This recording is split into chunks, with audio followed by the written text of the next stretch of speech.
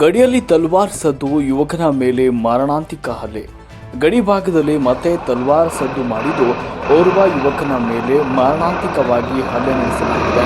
ಅಥಣಿ ತಾಲೂಕಿನ ಸಂಬರ್ಗಿ ಗ್ರಾಮದಲ್ಲಿ ತಡರಾತ್ರಿ 8 ಗಂಟೆಗೆ ಸುಮಾರಿಗೆ 3 ಯುವಕರು ತಲ್ವಾರ್ ಮತ್ತು ಕುಡುಗೋಲಿನಿಂದ ಕೊಲೆ ಮಾಡಲು ಯತ್ನಿಸಿದ್ದಾರೆ ಎಂಬ ಆರೋಪಗಳು ಕೇಳಿಬಂದಿದೆ. ಬೈಕ್ ರೇಸ್ ಸದ್ದು ವಿಚಾರವಾಗಿ ನಡೆದ ಗಲಾಟೆಯಲ್ಲಿ ಓರ್ವ ಕಾಂಗ್ರೆಸ್ ಮುಖಂಡನ ಕೊಲೆಗೆ ಸಂಚು ರೂಪಿಸಲಾಗಿತ್ತು ಅಂತ ತಿಳಿದು ಬಂದಿದೆ. ನಿನ್ನೆ ಸಾಯಂಕಾಲ ಮಾತಿಗೆ ಮಾತು ಬೆಳೆದು ಯುವಕರು ತಲ್ವಾರ್ನಿಂದ ಹಲ್ಲೆ ಮಾಡಿದ್ದು, ಯುವಕ 24 ವರ್ಷದ ಸೂರಜ್ ಅಬಾ ಕಾಂಬಳೆ ಗಂಭೀರವಾಗಿ ಗಾಯಗೊಂಡಿದ್ದಾನೆ.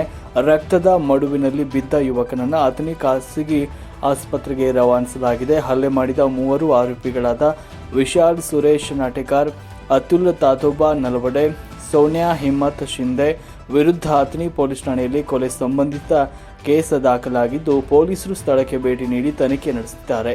ಈಗಾಗಲೇ ಓರ್ವನನ್ನು ಬಂಧಿಸಿದ್ದು, ಇಬ್ಬರ ಹುಡುಕಾಟವನ್ನು ನಡೆಸಿದ್ದಾರೆ.